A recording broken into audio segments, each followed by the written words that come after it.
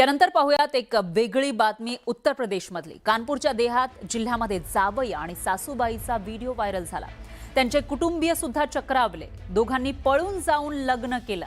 लग्नानंतर व्हिडिओ तयार करून सोशल मीडियावर टाकला आणि आम्हाला आशीर्वाद द्या असा निरोप कुटुंबियांना दिला।